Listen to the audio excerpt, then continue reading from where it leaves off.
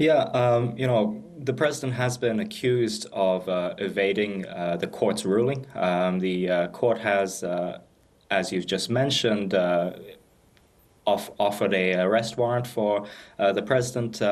Whether the president actually felt a contempt for the court, that's still something that remains to be seen. However, the way that he offered his presidential security service a call to arms to protect him within his residence, that's something that hasn't really resonated with the general public. Yeah, we're going to go now to some live pictures from Seoul as we are speaking, Joon Ha. It shows supporters of the president. He's continuing to speak. They're continuing to protest outside the corruption investigation office, as we know, and they're still there with similar signboards showing that there are, stop the steal, sort of, and holding American flags. That protest we saw in our story earlier, that's still there. But how does the president then continue to justify his declaration of martial law from last December? Well, the president has, since December onwards, a couple of weeks after his failed martial law attempt, he did come on to a national address telling the general public that he was using the martial law as a tool to try and bring to the attention to the general public, telling them that the National Assembly was basically, in his words, doing a parliamentary dictatorship. Whether that also resonated with the general public, that still remains to be seen. And also, additionally, he also referred to the sort of far-right rhetoric that we've seen throughout YouTube channels, that there was election fraud within the elections that happened in April last year. He was citing that the passwords within the Election Commission were something that was not up to par with his standards.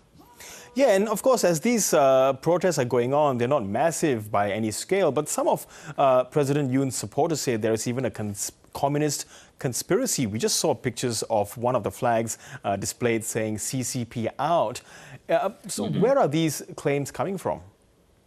Well, they're coming from an election fraud campaign, an election fraud campaign that has its roots within South Korea's sort of electorate history.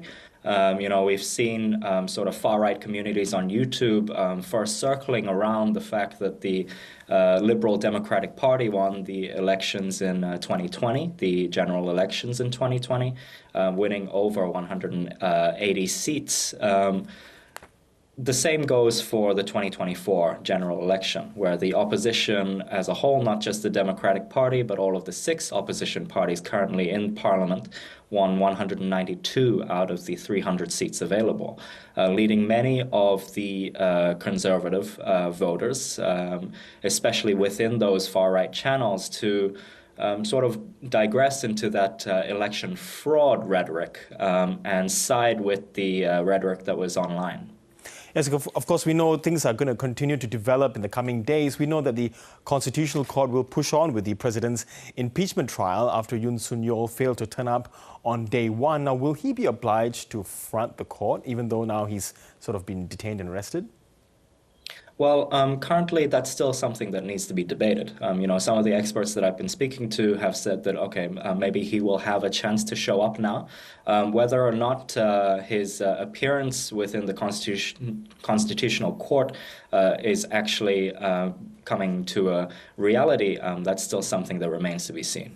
And do you think the president is going to try to, keep this as a long process as possible, keep it protracted, because he is expecting to be in detention possibly while the trial takes place? That's what authority wants, and they possibly can keep him locked up for at least 6 months. Do you think this might be the case? Yeah, I mean, they've gone in for 48 hours of questioning right now. The president has not complied to the prosecutors' questioning. Whether or not the president has the authority to call his sort of right to remain silent. That's still something that remains to be debated. No president beforehand has done so, what he has done today.